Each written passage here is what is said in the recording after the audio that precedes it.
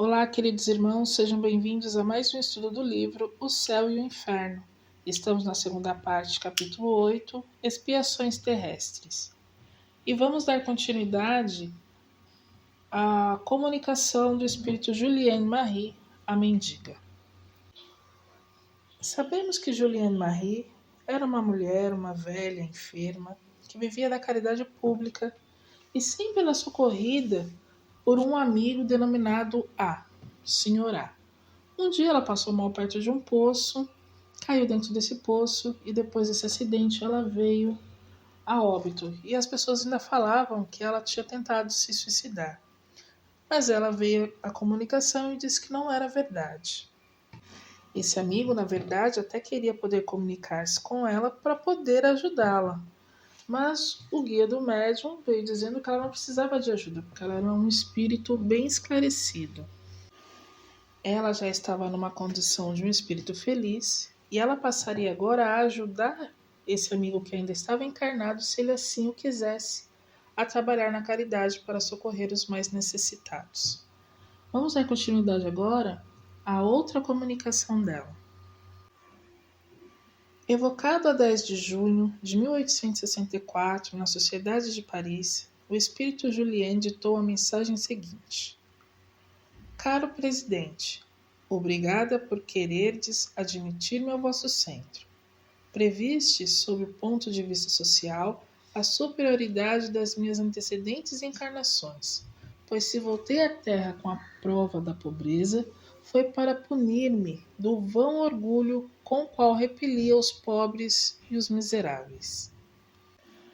Assim, passei pela pena de talião, fazendo-me a mais horrenda mendiga deste país. Mas ainda assim, como que para certificar-me da bondade de Deus, nem por todos fui repelida. E esse era todo o meu temor. Também foi sem queixumes que suportei a provação, pressentindo uma vida melhor, da qual não mais tornaria ao mundo do exílio e da calamidade. Que ventura a desse dia em que a nossa alma rejuvenescida pode franquear a vida espiritual para ir rever os seres amados. Sim, porque também amei e considero-me feliz pelo encontro dos que me precederam. Obrigada a esse bom amigo que me facultou a expressão do reconhecimento. Sem a sua mediunidade, eu não lhe poderia provar, agradecida, que minha alma não se esquece das benéficas influências de um coração bondoso, qual o seu. Recomendo-lhe que procure progredir em sua divina crença, já que ele tem por missão regenerar as almas transviadas, que fique bem certo do meu auxílio. E eu posso retribuir-lhe pelo cêntuplo o que por mim fez, instruindo-o na senda que percorreis. Agradecei ao Senhor o permitir que os bons espíritos vos orientem, a fim de animardes o pobre nas suas mágoas e deterdes o rico em seu orgulho. Capacitai-vos de quanto é vergonhosa a repulsa para com os infelizes, servindo-vos o meu exemplo, a fim de evitardes o retorno à terra, em expiações de faltas, nas dolorosas posições sociais que vos coloquem tão baixo a ponto de ser desconsiderado a escória da sociedade. Assinado Juliane Marie.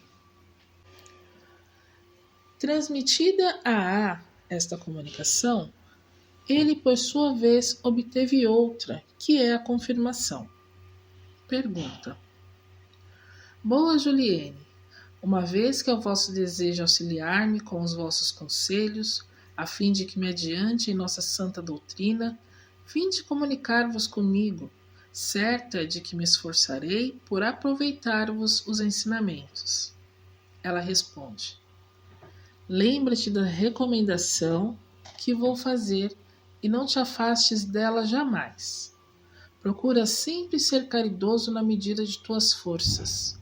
Compreendes a caridade tal como deve ser praticada em todos os atos da vida. Sigas a voz da consciência, a qual jamais te enganará. desde que a consultes sinceramente. Não te iludas com as missões a cumprir. Pequenos e grandes, cada qual tem a sua missão.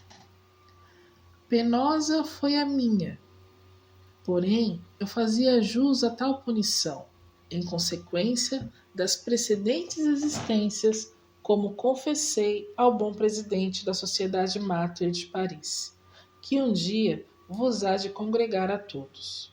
Esse dia vem menos longe do que supões, pois o Espiritismo caminha a passos largos, apesar de todos os óbices que se lhe antepõem. Segue, pois, sem temores, fervorosos adeptos.